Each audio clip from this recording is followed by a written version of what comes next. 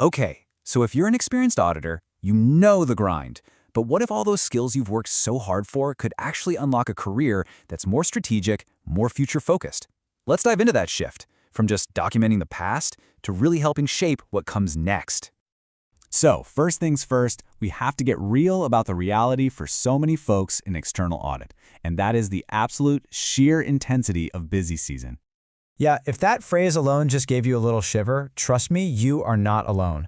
For way too many people, those two words mean long nights, crazy high stress, and basically putting your life on pause for months. And why is that? Well, from about January to April, the work week doesn't just get longer, it completely explodes. It's totally normal for the hours to blast past 80 a week because you got all these year-end reporting and tax filing deadlines crashing down at the same time. And listen, this isn't just a feeling people have. The data backs it up. Take a look at these numbers from CABA. Accountants are hitting a 55% burnout rate. Compare that to 41% in other professions. That is a massive difference. That grind has a real, measurable cost. And this quote from NetGain just hits the nail on the head. It's a total pressure cooker. You've got this relentless pace and this huge weight of responsibility, day in and day out. So here's the key thing to realize. All of that intense effort is fundamentally pointed backwards. The main job is to tell shareholders, hey, the financial history you're looking at is accurate. Now that is absolutely vital work, but it's all about looking in the rearview mirror. But what if there's another way? What if you could use those same skills differently? Let's pivot here and really explore a pretty fundamental shift in what an auditor can be, one that unlocks a totally new kind of potential. This is the big question, right? Just imagine taking all of that analytical power, that discipline, not just for compliance, but to actually influence strategy, to head off future risks, and to help steer the business forward.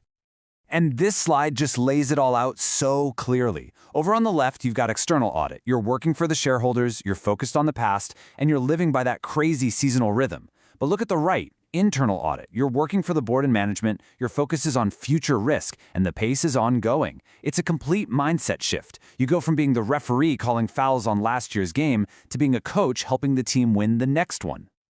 Okay, so let's tackle a big myth right away. There's this idea that internal audit is just, well, boring. A tedious, box-ticking checklist exercise. And look, for a while, that might have been kind of true. But the reality today, it's a whole different ballgame. As the Linead Group points out, the entire function has gone through this huge transformation. It's not just reactive anymore, it's proactive. It's a strategic partner. You're a trusted advisor who's actually at the table, helping guide the organization. So, how does that actually work? How do you go from auditor to strategic advisor? Well, it all starts with becoming a master of risk. It all comes down to this really cool concept from the Institute of Internal Auditors called Risk Management Maturity. Think of it like a roadmap for how a company gets better and better at dealing with the unknown, moving away from just reacting to fires and toward proactively setting things up for success. And this doesn't happen overnight. It's a journey. And these stages you see here.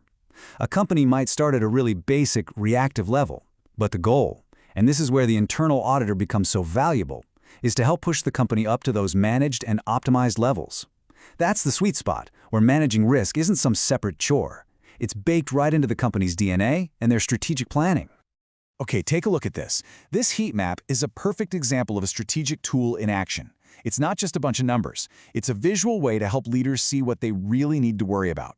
So imagine this map flags a huge risk in the supply chain.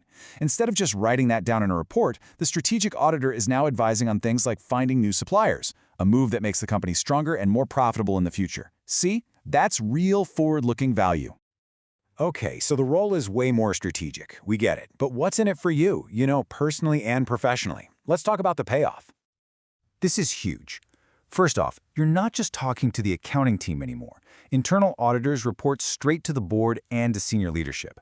That puts you right in the room where the big decisions are being made, which is an incredible fast track for your career and your visibility. And yeah, let's talk about the big one, work-life balance. Because the rhythm of the job is ongoing and not based on one crazy season, the hours are just so much more predictable. Those insane 80-hour work weeks, for the most part, they become a thing of the past. And your day-to-day, it gets so much more interesting. Seriously, one day you could be auditing cybersecurity, And the next, you're analyzing supply chain efficiency. This kind of wide-ranging exposure doesn't just make the work more fun. It opens up all these doors for you to potentially move into totally different parts of the company later on. And you know what the best part is?